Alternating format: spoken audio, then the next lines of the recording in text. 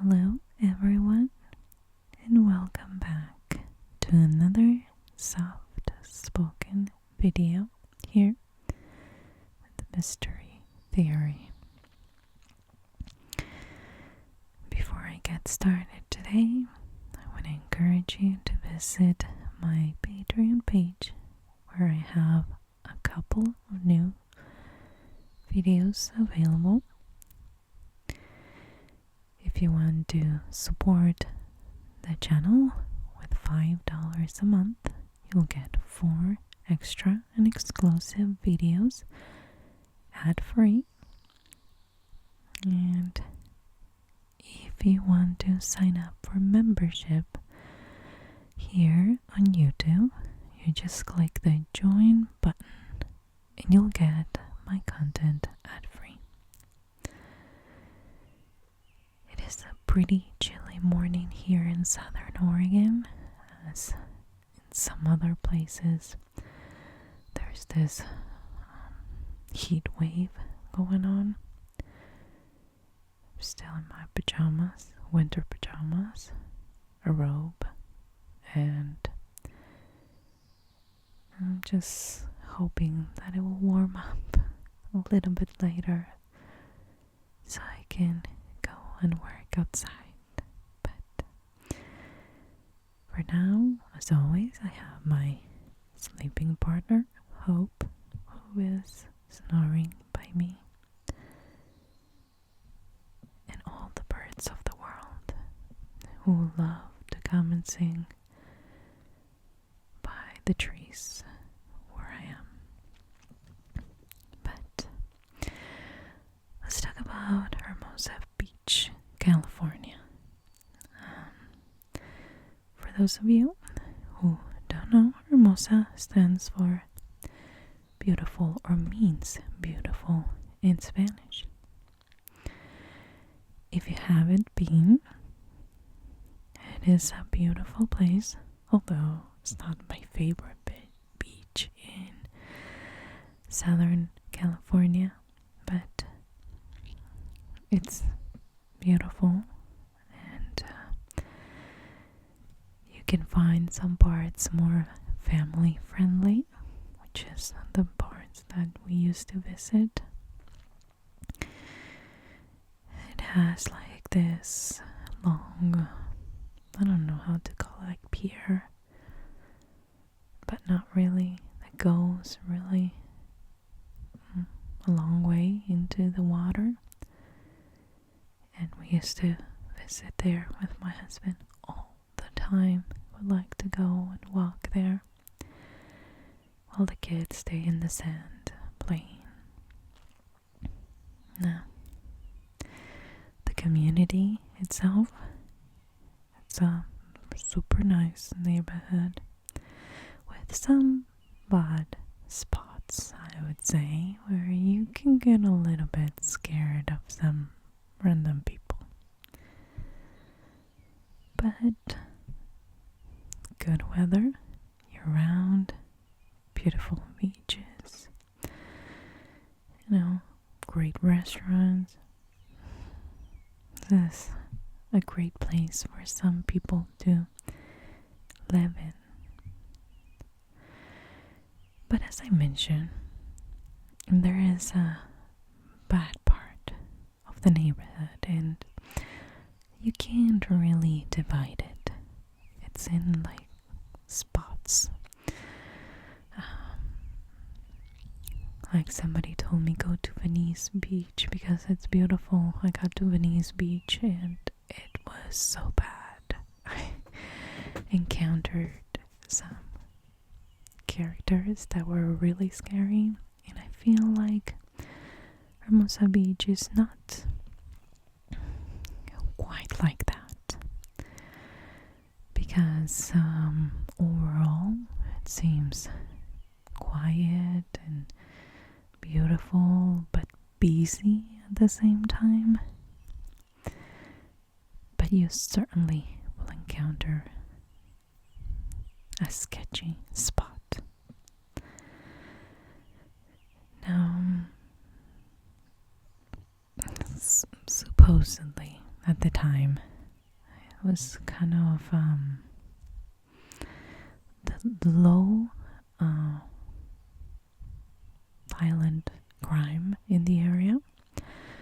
So even though today you talk about this beach and having these bad spots, at the time when this happened, it wasn't like that. Apparently back then, a couple of murders a decade, which sounds pretty good to me. So whenever something happened back then, it was big news. Now in this case, the victim happens to be the ex-wife of a celebrity, so it was certainly the front pages. Her name was Karen Claus. Her husband, Bill Medley,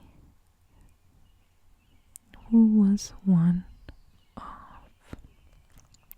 half of the Righteous Brothers. You probably heard of their hits, just such as "You Lost That Loving Feeling,"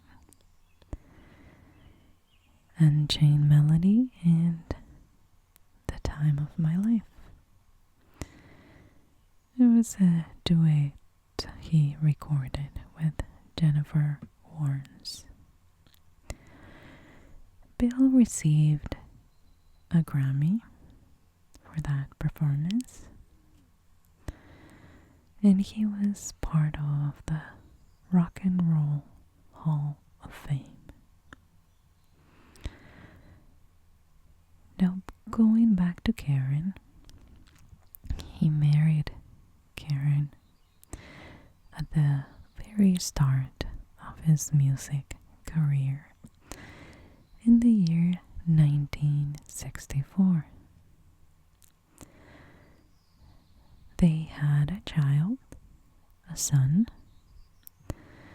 but the marriage didn't last, and they divorced in the year 1970. They remained on good terms. Karen later on remarried, and this time she got married to Gerald Glass, and this was 2 years after their divorce with Bill. On January 30th, 1976, it was kind of cold, blustery, and overcast day with some rain. Karen dropped her 4-year-old son at preschool and went back to her house.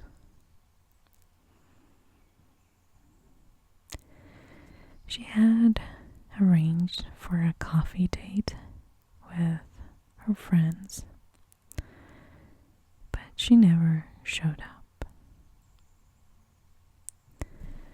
What happened is that while she was out taking her son, somebody had invaded her home. He was hiding in a bedroom when she entered the house.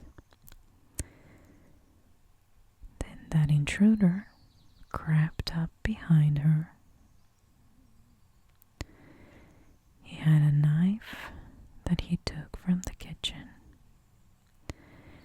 and this is what he used to subdue the 32-year-old mother of two. Karen was subject to rape on her own bed.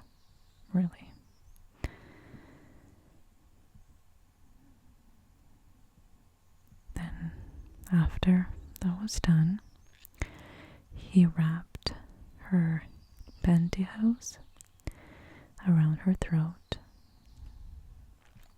and he got the air supply.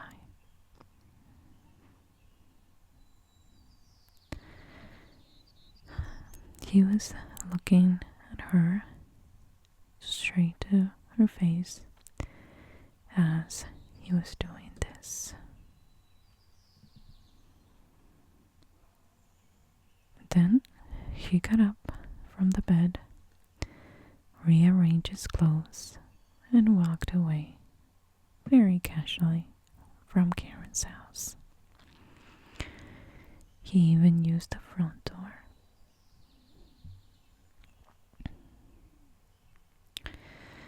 When she didn't show up for her coffee date, her friends got worried because that was unlike her. They went to check on her and they found her body. Karen was still alive. Barely, really. And she was taken to the hospital where she was in a coma for 5 days. She ended up passing away on February 4, 1976. Her family was not only sad but confused. Even her ex-husband, Bill, while the police was trying to track down the killer. They had a description of the man because Karen's friends had seen him leaving the house. They described this man as, quote, shaggy-haired and bearded, dressed in a trench coat and blue jeans. Police also retrieved biological material from the crime scene. Now, today, in 2021, this would have been the perfect evidence. But back then, not so much. However, they bagged the evidence and securely stored it, ready to be matched against the suspect if and when they apprehended him. But it sat there for 40 long years, and Karen's murder went unsolved.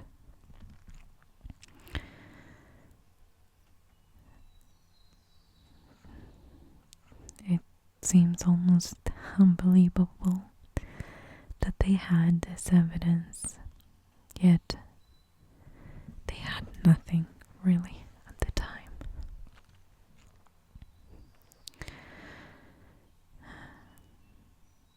The police officer working at the time, identifying a criminal by his genetic material, would have been like a wish, but not something doable. But as time passed, this evidence would become very valuable, and one of the best ways to reevaluate cold cases. So in the year 2016, they started testing the evidence. Now, this case was revisited once before in the year 1999 and briefly in the year 2011. They submit this evidence to be compared to the database, but no match. But in the year 2016, they were ready not only to submit it, but also to test for familial DNA, which would indicate a match from not only the suspect, but maybe somebody in his family that had done any kind of DNA test. So, by finding a match, this would help law enforcement to narrow its search and to test any potential suspects that it identifies. In this case, they get a match from a sibling of the man that police were looking for. His name, soon enough, Kenneth Eugene Troyer, who was I hate this term, but really a career criminal. But Troyer was already dead.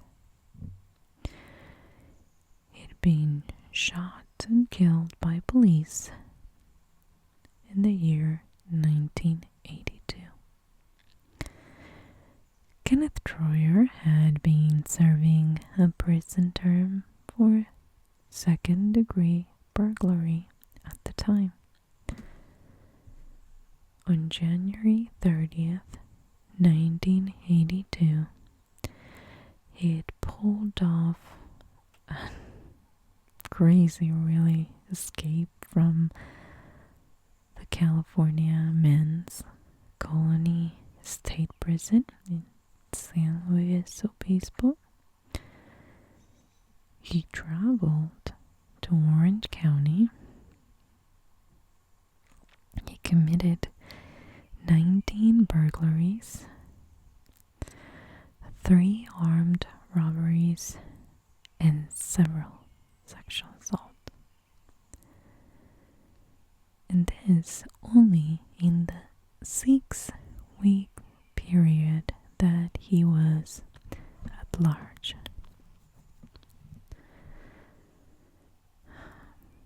Authorities consider him so dangerous that they formed a task force to dedicate to his capture. Eventually, they found him and he refused to surrender. And as some of these people, cowards really, he opened fire. So the officers would shoot back. And he was dead. When they compared his DNA, it was confirmed. It was a match. The police also learned that he'd been living with his brother just a few blocks from Karen's house at the time of the murder. According to his MO, really, he's, remember, a career criminal. He likely broke into the house, trying to burglarize. But sadly, Karen came back, and so this turned into something completely different. If she had gone straight to our friends, she would have likely avoided this. But how would she know this? So 40 years after what happened to Karen, the case was solved.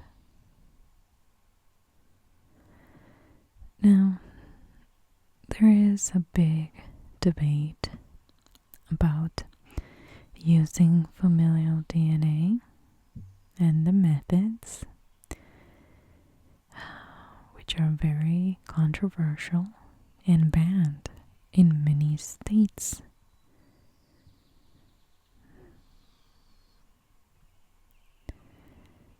It goes down to what some people believe it's personal freedom, and that must be defended.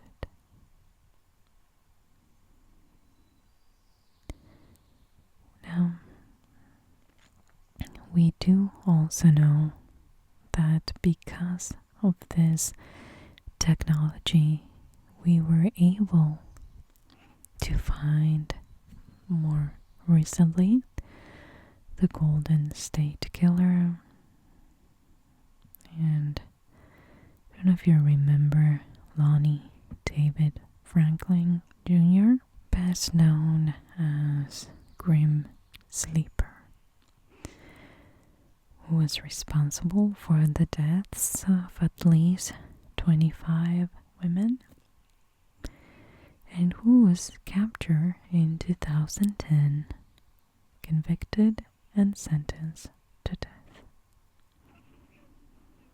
He died before then, March 28th of 2020.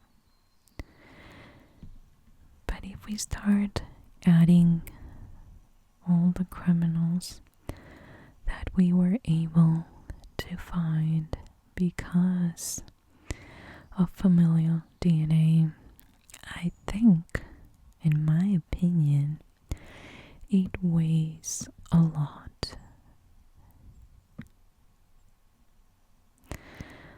Lonnie Franklin would have had additional 10 years out on the streets if he was never captured.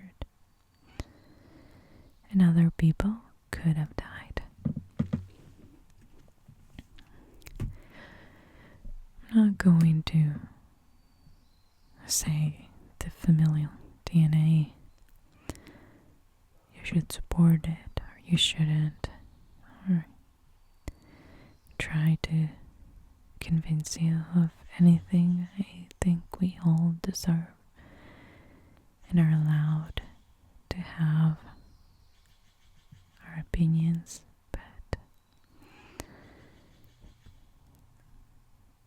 sometimes having this closure, I don't know how good it is for us, the rest of the people, because sometimes they're behaving and that's why it's hard to catch them. But I think it's a wonderful thing, the prevention, to get them off the streets and to give closure to families who had endured this not knowing of who did this and is still walking the streets.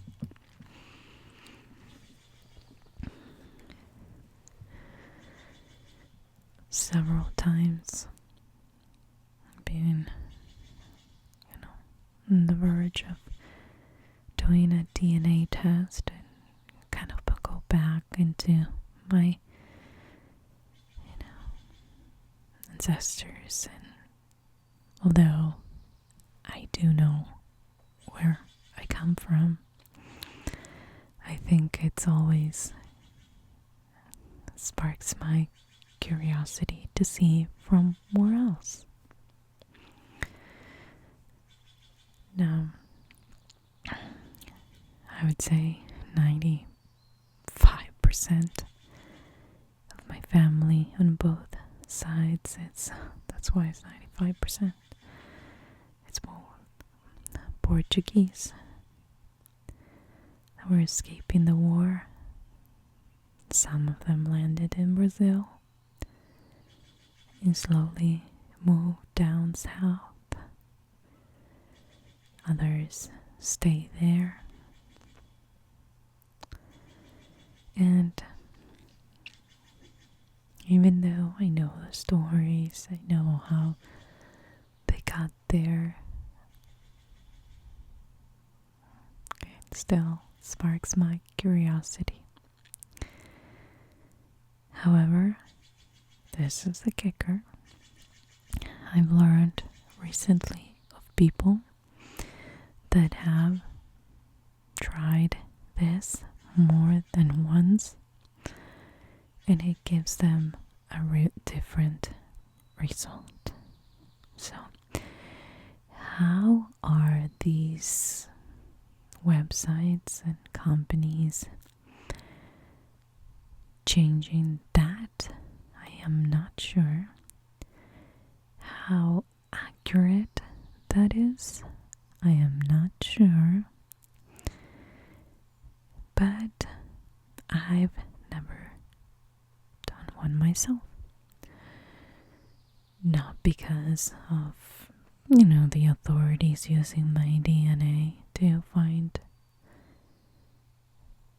it, to search it or to put into a database, but because when I heard about that story, I'm like, is this a way to convince you to believe that, okay, this is what you are, and this is what you're doing with your DNA? Or is this a way of saying, let us keep your information with us? Let us store that information. Let us keep it and decide how to use it best. So, although I don't agree 100% with the idea that is against or breaking, or however you want to call your civil rights, I also don't like the idea of being lied to. So, when I did my research while researching this case, I researched DNA and how it's obtained, how people voluntarily submit their DNA, and I know a few people in those testimonials that are YouTubers and people that we know that say, I don't know, they're telling me this and I don't believe it because last time they said another thing. Which would bring the question, is DNA really 100% accurate? Well, I think it narrows down the search, as I mentioned in this case, and you can start to find connections once it points you to the right direction. So again, I don't know really how I feel about this. Maybe if I read different reviews and not so many conflicting stories, I'd be more inclined to even maybe try it myself. I have nothing to hide, but at the same time, I wonder if some of these companies are lying to store information that later on they can sell or do something with it. It sounds like a conspiracy theory to me, but when in doubt, I would love to know if you've ever done one of these. If you ever got a follow-up letter saying,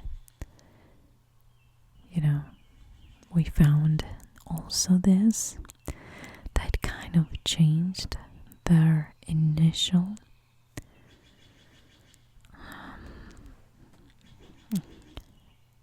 data, I guess, or information they provided to you. I am very glad that in this case they found who did it, and I'm also glad that if you do that today, you'll likely get caught. But I'm also very sad when it comes down to understanding that some of these people from these cold cases continue to live their lives for however long, continue to commit crimes like in this case, and never ended up paying for what they did or what he did in this case to Karen. Karen and her children and her husband and her parents, her ex-husband, their community,